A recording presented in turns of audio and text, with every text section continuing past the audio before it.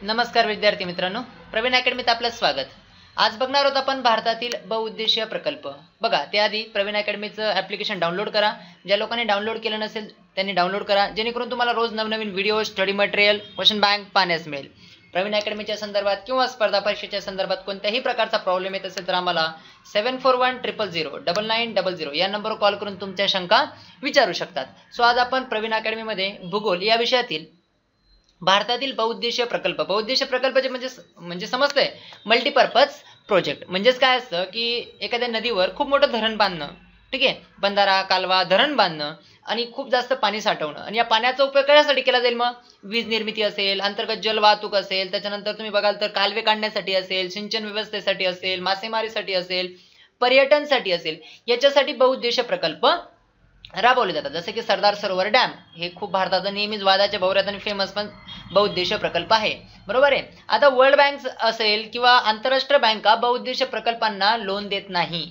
त्याच्या मागचं कारण सांगतात की काय कारण सांगतात की पर्यावरणाचा मोठ्या प्रमाणात नाश होतो, ठीक आहे, जमिनीची धूप होते, त्याच्यानंतर लोकांचं स्थलांतर करावं लागतं, ठीक आहे, आणि भूकंपाचे पण झटके येतात त्या एरियामध्ये। म्हणून वर्ल्ड बँक असेल किंवा इतर आंतरराष्ट्रीय बँका असतील बहुउद्देशीय प्रकल्पांना काय देत नाही? लोन देत नाही, जे आधी देत होते। आणि भारतातील बहुउद्देशीय प्रकल्प नेहमी चर्चेच्या विषयात असतात नेहमी, जसे की सरदार सरोवर डॅम नेहमी चर्चेत होता, बरोबर आहे। मग आपण आज भारतातील बहुउद्देशीय प्रकल्प डिस्कस करू। बघा, आता बहुउद्देशीय प्रकल्प डिस्कस करण्याआधी काही थोडेफार कंटेंट डिस्कस करून घेऊ की भारतातील एकूण पाण्याच्या म्हणजे जगातील एकूण पाण्याच्या 96.5% भाग पाणी हे कुठं पाण्यास मिळतं? समुद्रात पाण्यास मिळतं, आणि फक्त 2.5% पाणी पिण्यायोग्य आहे। हे जुना कंटेंट असेल बघा, जसं की पूर्वी म्हणजे गोड पाणीच पिलं जायचं, मात्र आज समुद्रातलं पाणी सुद्धा लोक वापरतात। जसं की तुम्हाला माहित असेल दुबई सारखं शहर असेल, चेन्नई सारखं शहर असतील, जे समुद्राचा पाण्याचा वापर करतात, ठीक आहे। मग भारतामध्ये काही प्रमुख जल आयोग आलेले आहेत, जसे की केंद्रीय जल आयोग आला होता 1945 साली। केंद्रीय जल आणि विद्युत अनुसंधान म्हणजे संशोधन, रिसर्च केंद्र, ठीक आहे, पुणे खडकवासला येथे आहे, ज्याची स्थापना 1916 मध्ये झाली होती। राष्ट्रीय जल विज्ञान संस्था रुडकी येथे आहे उत्तराखंड मध्ये, आणि केंद्रीय जल विज्ञान विकास एजन्सी आहेत, ठीक आहे। तो भारतामध्ये ह्या 4 महत्त्वाचे प्रमुख जल आयोग होते। बघा, त्याच्यानंतर जर तुम्ही विचार करणार की आता दामोदर घाटी परियोजना यांनी दामोदर बहुउद्देशीय प्रकल्प, आधीच सांगितलं की हे बहुउद्देशीय प्रकल्प कायसाठी वापरतात? ठीक आहे, मासेमारी, जलसिंचन, ठीक आहे, कालवा काढणे, पर्यटन, अंतर्गत जलवाहतूक याच्यासाठी वापरला जातो। मग आता दामोदर बहुउद्देशीय प्रकल्पाच्या बाबतीत डिस्कस करू की भारतातील पहिला बहुउद्देशीय प्रकल्प आहे दामोदर बहुउद्देशीय प्रकल्प। काय आहे? भारतातील पहिला बहुउद्देशीय प्रकल्प आहे। तुम्हाला त्याचा एक बेसिक डायग्राम आहे, ठीक आहे। बघा, याची सुरुवात केव्हा झाली होती? 1948 साली झाली प्रकल्प आहे। हा प्रकल्प अमेरिकेच्या टेन्सी नदीच्या धर्तीवर सुरू करण्यात आलेला आहे। हा प्रकल्प केव्हा सुरू झाला आहे? अमेरिकेच्या टेन्सी नदीच्या धर्तीवर सुरू करण्यात आलेला आहे। आता अमेरिकेची टेन्सी नदी कुठं आहे आणि ती कशी वाहते? बघा, तिथं कोणता बहुउद्देशीय प्रकल्प होता? जसे वॉशिंग्टन पर्वतातनं उगम पावते। तुम्ही अमेरिकेचा व्हिडिओ बघा, आपण उत्तर अमेरिका खंड टाकलाय, त्या व्हिडिओमध्ये तुम्हाला टेन्सी नदीबद्दल डिटेल माहिती पाहण्यास मिळेल, ठीक आहे। बघा, हा प्रकल्प पश्चिम बंगाल आणि झारखंड राज्यात आहे, म्हणजे महत्त्वाचं काम पण याच राज्यांमध्ये होतं। दामोदर नदी जी आहे ती छोट्या नागपूरच्या पठारावरून निघून हुगळी नदीला मिळते। हुगळी नदीची उपनदी आहे, आणि हुगळी कोणाची वितरिका आहे? गंगेची वितरिका आहे। तर मग मला तुम्ही सांगा की वितरिका काय असतं आणि उपनदी काय असतं? समजत असेल तर सांगा, नसेल समजत तर मग पुढच्या व्हिडिओमध्ये आपण ह्या पॉईंट डिस्कस करणारच आहोत, ठीक आहे। वाटल्यास कमेंट करा किंवा कॉल करा। मग हा पॉईंट डिस्कस केला की दामोदर बहुउद्देशीय प्रकल्पाच्या संदर्भात डिस्कस केला। पुढचा पॉईंट आपण डिस्कस करू भाकरा नानगल बहुउद्देशीय प्रकल्प, ठीक आहे। भाकरा नानगल बहुउद्देशीय प्रकल्प, हा बहुउद्देशीय प्रकल्प कोणत्या नदीवर आहे? सतलज नदीवर आहे, ठीक आहे, आणि पंजाब हिमाचल प्रदेश मध्ये आहे हा बहुउद्देशीय प्रकल्प। आणि हा भारतातला सर्वात मोठा बहुउद्देशीय प्रकल्प आहे। याच्यामुळे पंजाब असेल, हरियाणा असेल, हिमाचल प्रदेश असेल, राजस्थान असेल, दिल्ली सारख्या शहरांना म्हणजे दिल्ली असेल यांना पाण्याची सुविधा होते। आणि जगातलं सर्वात उंच गुरुत्वाकर्षीय धरण आहे। याची लांबी उंची किती आहे? 226 मीटर आहे। याची स्थापना केव्हा सुरू झाली? हा प्रकल्प बांधायला काम केव्हा सुरू झालं? 1963 सुरू झालं, ठीक आहे। आणि या बंदराच्या मागे जो तलाव आहे, जे सागर आहे, त्याला काय म्हणतात? गोविंद सागर म्हणतात। गोविंद सागर वेगळा, पुन्हा एकदा सांगतो, हा गोविंद सागर आहे जो कुठे आहे? भाकरा नानगल आहे। ऍक्च्युअली नानगल नावाचं गाव आहे, तिथं हे धरण आहे, म्हणून त्याला भाकरा नानगल म्हणतात। आणि त्याच्या मागचं जे तलाव आहे किंवा जो पाण्याचा साठा आहे त्याला काय नावाने ओळखलं जातं? गोविंद सागर ओळखलं जातं। हिमाचल प्रदेशातील नानगल या गावात हे धरण आहे, ठीक आहे। याचा फायदा पंजाब, हिमाचल प्रदेश, राजस्थान, दिल्लीला होतो। ठीक आहे. बहुउद्देशीय प्रकल्पाचं काय काम असतं ते आधीच आपण डिस्कस केलंय. पुढचं बघा रिहद प्रकल्प. पुढचा कोणता आहे? रिहद प्रकल्प. उत्तर प्रदेशमध्ये आहे हा प्रकल्प आणि रिहद नदीवर आहे, जसं की तुम्हाला दिसत असेल. बघा रिहद प्रकल्प जी सोनची उपनदी आहे, जसं की तुम्हाला माहित असेल सोन नदी कुठे उगम पावते? भारतातील पहिला नदी जोड प्रकल्प आहे सोनचा, आपण मागच्या व्हिडिओमध्ये डिस्कस केला. जिल्हा मिर्झापूर आणि पिपरी गाव आहे हा रिहद प्रकल्प. त्याच्या मागचं जे धरण आहे त्याला गोविंद वल्लभ सागर म्हणतात. त्या बघा मागचं जे आपण बघितलं भाकरा नांगल त्याला फक्त गोविंद सागर म्हणतात आणि याला काय म्हणतात? गोविंद वल्लभ सागर असं म्हणतात. हा भारतातील सर्वात मोठा कृत्रिम तलाव आहे. ठीक आहे.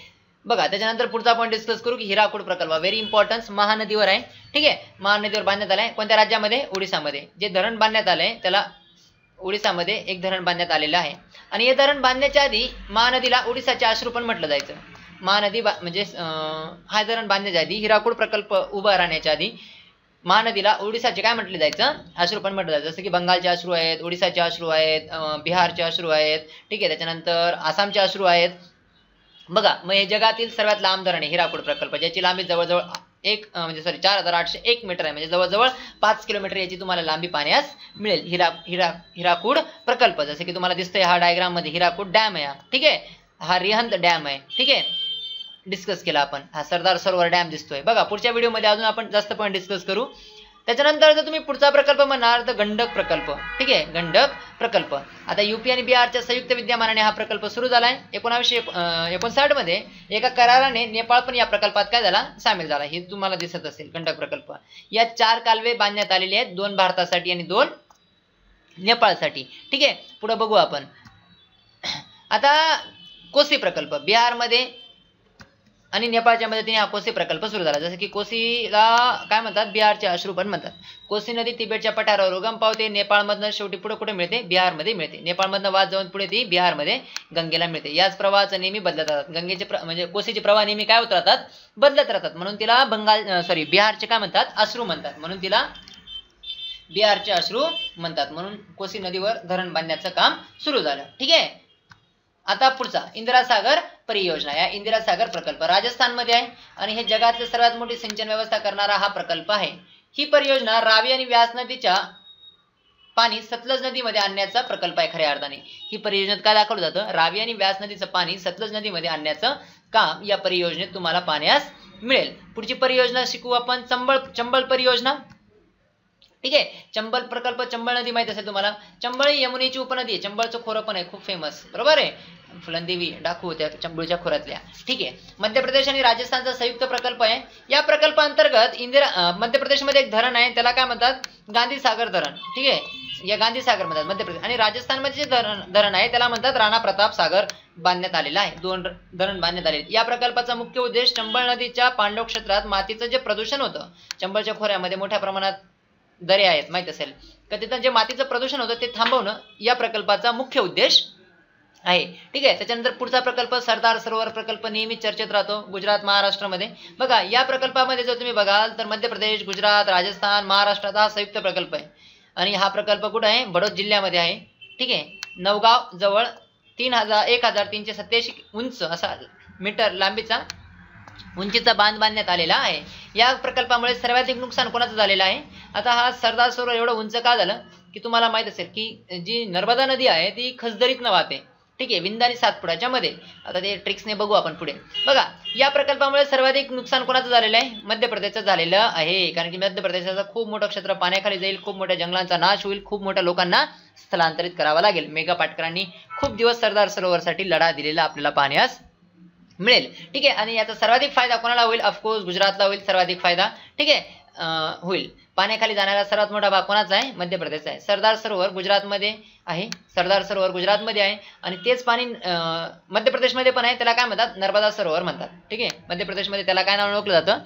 नर्मदा सरोवर. आणि गुजरातमध्ये काय नाव ओळखलं जातं? सरदार सरोवर. कोणत्या जिल्ह्यात आहे? बडोद जिल्ह्यात पाहण्यास मिळेल. पुढचा आहे टिहरी प्रकल्प. ठीक आहे. टिहरी प्रकल्प याच्यामध्ये तुम्हाला सर्व प्रकल्प पाहण्यास मिळतील. या डायग्राम मध्ये टिहरी प्रकल्प उत्तराखंडमध्ये आहे. भागीरथी आणि भिलांगना या नदीच्या संगमावर आहे. टिहरी या गावाजवळ हा प्रकल्प आहे. त्याच्या मागच्या धरणात स्वामी रामतीर्थ सागर म्हणतात. म्हणजे हा या टिहरी धरण बांधण्यात आलं, त्याच्या मागं जो पाणीचा साठा आहे त्याला काय नाव ओळखलं जातं? स्वामी रामतीर्थ सागर असं म्हटलं जातं. हे धरण भूकंप झोन यू मध्ये येतं, म्हणजे जिथे नेहमी हलके हलके भूकंप येत राहतात. पण सरकारचं म्हणणं होतं की छोटे मोठे भूकंप हे धरण सहन करू शकतं, मात्र 8 रिक्टर स्केलपेक्षा जास्त जर भूकंप आला तर धरण सहन नाही करणार असं भूतज्ञांचा काय अंदाज आहे. पण तसं काही अजून घडलेलं नाही. पुढचं आहे नागार्जुन सागर प्रकल्प. नागार्जुन कोण आहेत इतिहासामध्ये तुम्ही मला कमेंट करून सांगा, नाहीतर मागचा इतिहासाची व्हिडिओ बघा. नागार्जुनांबद्दल आपण खूप फेमस व्यक्तिमत्व आहे, ठीक आहे, आणि भारतातल्या कोणत्या राजांबरोबर त्यांची घट्ट मैत्री होती, ठीक आहे, हे पण मला तुम्ही कमेंट करून सांगा इतिहासामध्ये. बघा तेलंगणामध्ये आहे नागार्जुन प्रकल्प. तेलंगणामध्ये कृष्णा नदीवर आहे आणि कृष्णा नदीवर कोणता सागर आहे त्याच्या मागच्या धरणाला काय म्हणतात, नागार्जुन सागर असं म्हणतात. जसं की तुम्हाला इथे दिसतंय हे नागार्जुन सागर आहे, ठीक आहे, नागार्जुन सागर डॅम पाण्यास मिळेल तुम्हाला, ठीक आहे. नेक्स्ट प्रकल्प आपण डिस्कस करू. बघा मयुराक्षी प्रकल्प. कोणता आहे, मयुराक्षी. छोट्या नागपूरच्या पठारावर एक छोटी नदी आहे मयुराक्षी, ठीक आहे, तिच्यावर धरण बांधून झारखंडला वीज पुरवठा, बंगालला सिंचन व्यवस्था करून उपलब्ध करून दिली जाते. आणि मयुराक्षी प्रकल्पाच्या मागचं जे धरण आहे त्याला कॅनडा बांध म्हणतात. काय म्हणतात, कॅनडा बांध असं म्हटलं जातं. तो सिंपल लॉजिक आहे. बघा पुढचा आहे कोयना प्रकल्प. आपल्या महाराष्ट्रात आहे, तुम्हाला माहित असेल कोयना धरण, ठीक आहे, महाराष्ट्रात आहे कोयना धरण. हे प्रकल्प महाराष्ट्रात आहे. कोयना ही कृष्णेची काय उपनदी आहे, सर्वांना माहित असेल, नसेल तर आपण नदीवरचा जो व्हिडिओ बनवलाय तो बघा. यात मुंबई आणि पुण्यात औद्योगिक वीज पुरवठा केला जाते. कोयनाला मोठा वीज प्रकल्प आहे, माहित असेल तुम्हाला, मला कमेंट करून सांगा कोयना कोणत्या जिल्ह्यामध्ये बहुउद्देशीय प्रकल्प आहे, ठीक आहे. बघा पुढचा बहुउद्देशीय प्रकल्प आपण डिस्कस करू की तुंगभद्रा बहुउद्देशीय प्रकल्प. तुंगभद्रा ही सुद्धा कृष्णेची काय आहे, उपनदी आहे. तुंगभद्रा ही सुद्धा कृष्णेची काय आहे, उपनदी आहे. आणि आंध्र प्रदेश आणि कर्नाटकच्या संयुक्त विद्यमानाने हा प्रकल्प सुरू झाला आहे. कोणता प्रकल्प, तुंगभद्रा प्रकल्प, ठीक आहे. तुम्हाला डायग्राम मध्ये कोयना डॅम दिसतोय बघा इथं, आय होप समजत असेल, ठीक आहे. तुंगभद्रा प्रकल्प डिस्कस करू. त्याच्यानंतर पुढचा प्रकल्प आहे शरावती प्रकल्प. शरावती प्रकल्प, शरावती नदीवर जगातील भारतातील सर्वात उंच धबधबा कोणता, जोग धबधबा किंवा गांधी धबधबा पण म्हणतात त्याला, असतो, ठीक आहे, कर्नाटकमध्ये आहे. आणि येथे या धबधब्यावर म्हणजे धबधब्यात जवळच धरण बांधण्यात आले, जसे की त्याच्यामधनं बँगलोर, गोवा, तामिळनाडूला वीज पुरवठा केला जातो शरावती नदीचा जो प्रकल्प आहे त्याच्यापासून, ठीक आहे. नेक्स्ट पॉईंट डिस्कस करू आपण. बघा नेक्स्ट पॉईंट डिस्कस करू की बगलीहार प्रकल्प. कोणता प्रकल्प डिस्कस करत आहोत, बगलीहार प्रकल्प. हा प्रकल्प जम्मू काश्मीर मध्ये आहे आणि चिनाब नदीवर आहे, ठीक आहे. हा प्रकल्प कोणत्या राज्यामध्ये आहे, हा बघा बगलीहार प्रकल्प तुम्हाला इथे दिसतोय, ठीक आहे. हा प्रकल्प जम्मू काश्मीर मध्ये आहे, चिनाब नदीवर आहे, ठीक आहे. आणि हा प्रकल्प सिंधू समझोता म्हणजे सिंधू कराराचं उल्लंघन म्हटलं जातं. हा प्रकल्प काय म्हटलं जातं, सिंधू कराराचं उल्लंघन म्हटलं जातं. आणि या प्रकल्पात कोणी मध्यस्थता केली होती, वर्ल्ड बँकेने मध्यस्थता केलेली होती, म्हणजे मेडिटर म्हणून वर्ल्ड बँक राहिलेलं होतं. भारत सरकार हे बघा काश्मीर इश्यू काय आहे माहिती आहे ना, की पाकिस्तानचं 90% कॉन्सन्ट्रेशन काश्मीरमध्ये पेक्षा भारत पाण्यावर आहे, बरोबर आहे. जर आपण मोठे मोठे धरण बांधले तर कदाचित त्या धरणांना पण आतंकवादी हल्ल्यांचा काय राहतो, धोका राहतो, बरोबर आहे. ओके, हा पण तुम्ही जसं की पुढे जाऊन भविष्यात कधी इंटरव्ह्यूला कामात येईल. बघा नेक्स्ट पॉईंट डिस्कस करू की किशनगंगा प्रकल्प. हा पण खूप फेमस आहे, तुम्हाला दिसते श्रीनगर जवळ हे किशनगंगा प्रकल्प आहे. मग जम्मू काश्मीरमध्ये हा प्रकल्प कोणत्या नदीवर आहे, झेलम नदीवर आहे. भारत या जलम नदीच्या इम्पॉर्टन्स आहे बघा, भारत या जलम नदीच्या एक शाखा पाणी दुसऱ्या शाखेमध्ये पाठवण्याचा प्रयत्न करत आहे. आणि त्याच्यासाठी 21 किलोमीटर लांबीचा बोगदा पण भारत सरकार बांधत आहे. त्यामुळे सिंधू जल करार, या सिंधू पाण्याचा करार जो आहे याचं उल्लंघन समजलं जातं. आणि पाकिस्तान या कराराला म्हणजे या प्रकल्पाला मोठ्या प्रमाणात काय करतं, विरोध करतं, ठीक आहे. आणि मग जे झेलमचं पाणी जे पाकिस्तानात जाईल ते जाणार नाही, त्याच्या मागचा पर्पज आहे, ठीक आहे. केन बेतवा प्रकल्प तुम्हाला माहित असेल, उत्तर प्रदेश आणि मध्य प्रदेशच्या बाउंड्रीवर, ठीक आहे. अमृत क्रांती नावाने प्रकल्प सुरू झाला. अमृत क्रांती कशासाठी, नदी जोड प्रकल्पांना काय म्हटलं जातं, अमृत क्रांती म्हटलं जातं. आणि केन बेतवा हा भारतातील पहिला नदी जोड प्रकल्प आहे.